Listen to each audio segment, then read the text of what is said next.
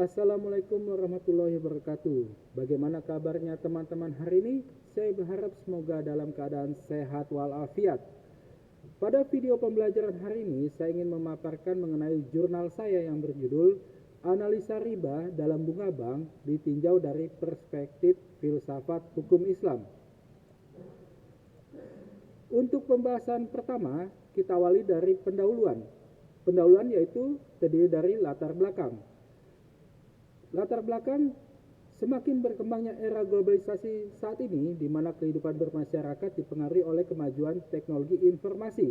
Salah satu bentuk kemajuan teknologi terjadi di lingkungan perbankan. Namun di lingkungan perbankan ada permasalahan yang sampai saat ini masih menjadi polemik di lingkungan masyarakat, khususnya di kalangan umat Islam, yaitu masalah bunga bank.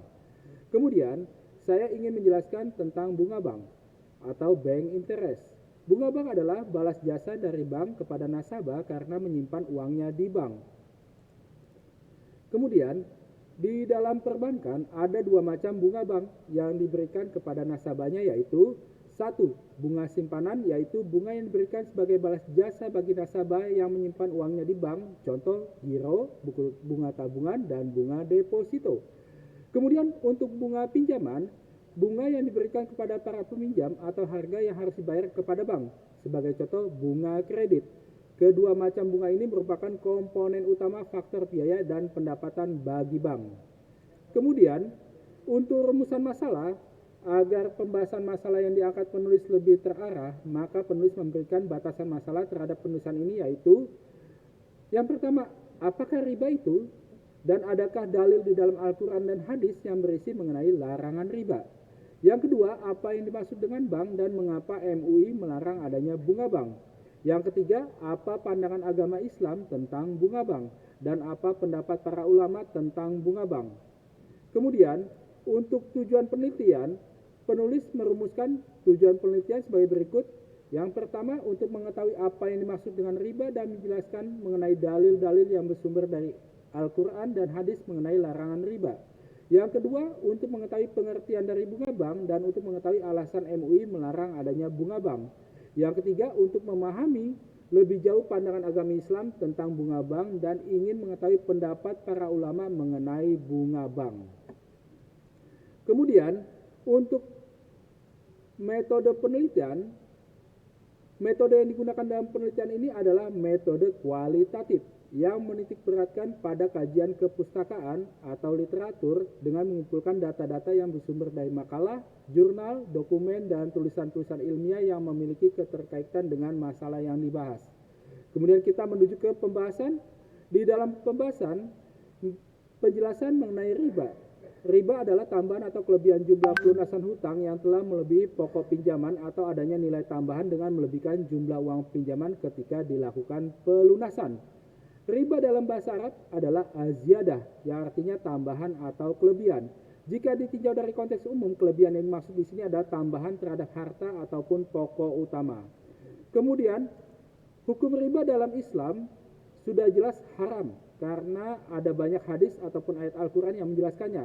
Adapun beberapa dalil yang melarang riba antara lain, yang pertama surat Al-Baqarah ayat 275 yang artinya Allah Subhanahu wa taala telah memperbolehkan jual beli dan mengharamkan riba. Yang kedua surat Al-Baqarah ayat 278 yang artinya bertakwalah kamu kepada Allah Subhanahu wa taala dan tinggalkan sisa riba. Kemudian ada hadis Rasulullah sallallahu alaihi wasallam, ia berkata Rasulullah melaknat mereka yang memakan harta riba, memberi makan dengan hasil riba, orang yang menulis, orang yang menyaksikan.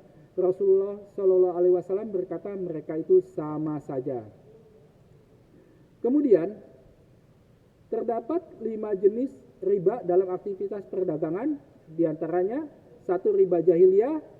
Saya ingin menjelaskan salah satunya. Riba jahiliyah adalah jenis riba yang bentuknya pelunasan utang dengan jumlah uang yang lebih besar daripada pinjaman pokoknya. Kemudiannya selanjutnya ada riba qard, riba fard, riba nasiyah, dan riba yad. Kemudian pandangan Islam terhadap bunga bank dan pendapat ulama mengenai bunga bank, Islam berpendapat bahwa bunga bank itu termasuk kategori riba dan diharamkan dalam ajaran Islam.